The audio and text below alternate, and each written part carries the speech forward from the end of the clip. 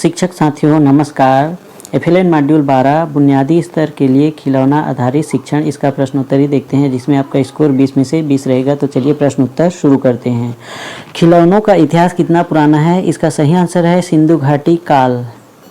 अगला प्रश्न है, निम्नलिखित में से कौन सा गुजरात का प्रसिद्ध स्वदेशी खिलौना है? इसका सही आंसर है ढिगली डॉल्स। अगला प्रश्न है, बुनियादी स्टेज पर खिलौनों की शुरुआत करने का उद्देश्य है? इसका सही आंसर है कम आयु से ही अनुभवात्मक सीखने को बढ़ावा देना। अगला प्रश्न है, किसने कहा है खेल भाषा और विचारों के विकास में सहायक होते हैं? इसका सही आंसर है लेव वाइगोत्स्की। अगला प्रश्न है, गुजरात में सेट ऑफ किचन यूटेंसिल्स खिलौनों के लिए निम्नलिखित में से कौन सा नाम लोकप्रिय है? इसका सही आंसर है रसोई। अगला प्रश्न है, ढिगली खिलौनों को ऐसे भी जाना जाता है? इसका सही आंसर है कॉटन की गुड़िया। अगला प्रश्न है, निम्नलिखित में से कौन सा कथन सही है? इसका सही आंसर है खिलौने बच्चों की स्वयं के बारे में तथा अपने चारों ओर के परिवेश के। अगला प्रश्न है, खिलौनों और शैक्षिक खेल सामग्री को नहीं होना चाहिए विकासात्मक उपयुक्त। इसका सही आंसर है सांस्कृतिक रूप से अप्रासंगिक। अगला प्रश्न है, स्वदेशी खिलौने बनते हैं? इसका सही आंसर है स्थानीय कम लागत वाली सामग्री से।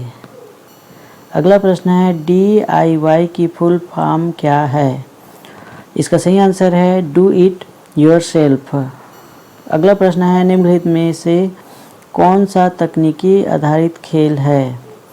इसका सही आंसर है वीडियो गेम। अगला प्रश्न है, कक्षा में बच्चों को अपने खाली स्थान लाने की अनुमति होनी चाहिए? इसका सही आंसर है खिलौने और गेम्स। अगला प्रश्न है, तकनीकी सहायता प्राप्त खिलौनों से मदद मिलती है? इसका सही आंसर है खिलौनों को आनंददायक बनाने में। अगला प्रश्न है, किस आयु में बच्चे संरचित तरीके से दूसरों के साथ खेलने की इच्छा का प्रदर्शन करते हैं? इसका सही आंसर है 6 से 8 वर्ष। अगला प्रश्न है, बच्चों में छोटे समूहों में शांत खेल को सुनिश्चित करने के लिए कौन सा विचार अच्छा है? इसका सही आंसर है खेल क्षेत्र का सृजन। अगला प्रश्न है, बच्चों के लिए खेल सामग्री खिलौनों का चयन करते समय निम्नलिखित में से किस बात पर विचार नहीं करना चाहिए? इसका सही आंसर है बच्चों का आर्थिक स्तर। अगला प्रश्न है, बच्चे वस्तुओं को खाली स्थान करना पसंद करते हैं क्योंकि वे स्वभाव से ही सीखने के लिए उत्सुक और जिज्ञासु होते हैं? इसका सही आंसर है जोड़ तोड़। अगला प्रश्न है, निम्नलिखित में से कौन सा सक्रिय शारीरिक खेल नहीं है? इसका सही आंसर है कंप्यूटर गेम। अगला प्रश्न है, किस आयु वर्ग पर खिलौना आधारित शिक्षण प्रारंभ किया जाना चाहिए? इसका सही आंसर है 2 से 3 वर्ष। अगला प्रश्न है, किचन रसोई खिलौनों के संबंध में निम्नलिखित में से कौन सी बात सही नहीं है? इसका सही आंसर है रसोई खिलौने आत्मनिरीक्षण में सहायता करते हैं।